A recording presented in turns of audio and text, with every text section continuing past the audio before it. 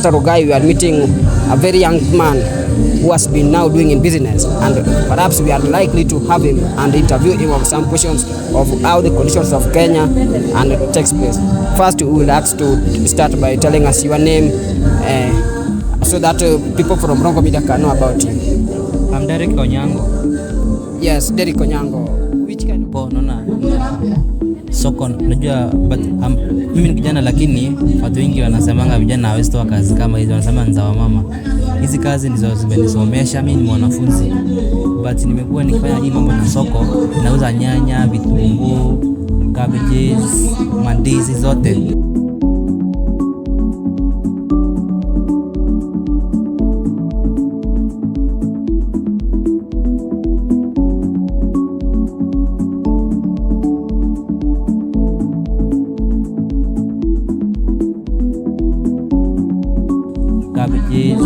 Mandizi zote, na ndio kazi yenye imeniweka shule na nimekuwa nikisomesa peke yangu na hii kazi yangu.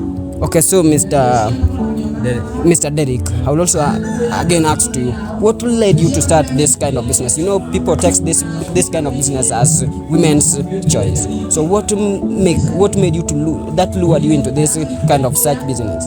Like about to me is like this work, mimi najuanga tu uwezi chagua kazi juu mkulima achaguange jembe, chagua jembe si mkulima. Kazi yote unaweza fanya na upate juu. Mimi napenda hii kazi sababu nikiwa kama comrade sikupata kazi nyingine naweza fanya, na napenda hii kazi from nikiwa nyumbani juu nimekuwa nikitoka kutoka nikiwa mtoto mdogo. So hii kazi ni kazi yenye inaweza lisha mtu na kumisha na pia kulipa rent. Hii ni kazi nzuri, like ni vile tu sasa kama kuna El Nino, so kuna hii mambo challenges tunapitia ni mingi sana saa hizi, challenges mingi. Okay, when did you started this making profit, or it is just a matter of keeping yourself busy? You know, many people starting business, but you get they're not progressing. So as to you, are you making business? Are you making losses or profits? I usually make some profit, but according to now, as you see, there's a El Nino where there's no customers. Maybe I have some tomatoes and they get burned very fast because they are perishable.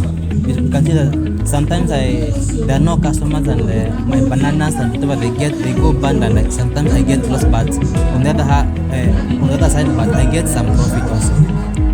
Okay, so to mean at some time you make profit, at some time you don't also make profits. Yes, I see.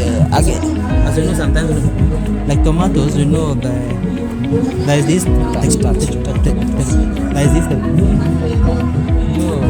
something like these tomatoes, they are planted with some chemicals, and they use chemicals that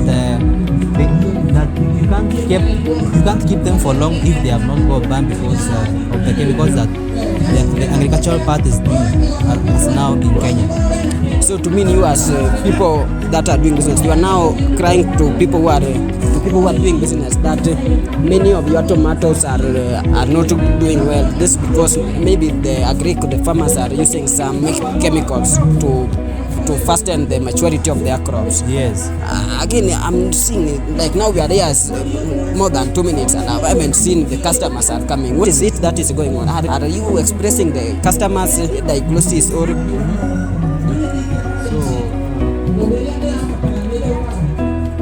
As you can see that these customers they come all over, but hii mvua ndio imefanya customers wasikuje. Unapata kuna unaona kama saa hii hii mboga nilinunuanga, hizi mboga ni za last week, hizi mboga za last week hizi mboga but sasa kuna customers wamekuja, but still I have them in my stock. So but by the time was serikali kufanya soko mzuri na barabara mzuri, watu wanakuja kununua vitu bila stress. So like now customers are not coming as usual. That customers have now they comes once a while. Now if you leave that one apart, how is this rainfall, the El Nino rainfall affecting your business? You know, some greens like spinach and this kienyeji skumas. Now after the rain has come, now people have now engaged in so many agricultural knowledge. They plant their grains and whatever. So you see like such like greens and spinach, they don't go so much because people have their own, maybe in their home areas they are planting their grains. So sometimes it's so hard to sell them more. So again, we'll also ask you, like now, you know, I'm sure that the price that you used to sell things from last year is very different. I would also like that you touch each and all your items, that you tell us this one it runs at this cost as transferred as that the last year. Like you can see here, this is for 10.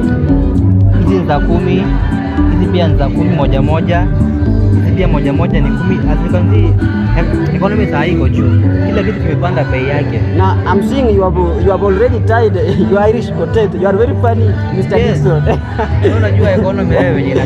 Economy saa iko juu bro. So at this one goes at which this is 20, 30.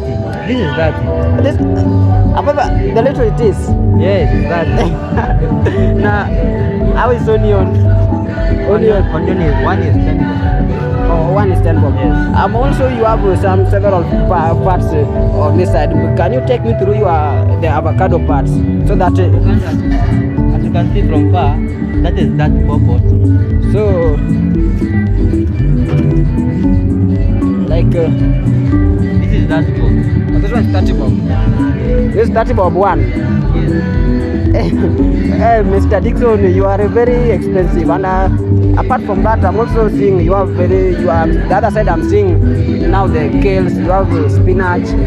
The other side I'm also seeing banana. So how is the banana and the cabbage now relating to this current economy? I can see that bananas are so expensive. Also. 1 is 10 bob. Now but like, many both banned. now like this cost how much? That is for a dead bob. A dead shilling. Oh, this one is 100 shillings. Okay, that's also fine. So Mr. Dixon, we are happy to be having you in our media studio, that is Rongo Media, and we'll also appreciate your time that you have taken to do this business. So now, just for your last advice, what would you like to tell Kenyans who are now at least missing the part of that doing luxury things? So what advice would you like to give to you? I'm gonna tell Mr. Dixon. Yes.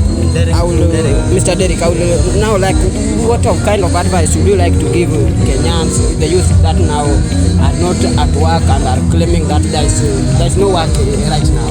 So what kind of advice would you like to give Kenyans, at least to upsell them if they are working? Mimi nataka kuambia mawizi wenzangu kwamba wasichague kazi.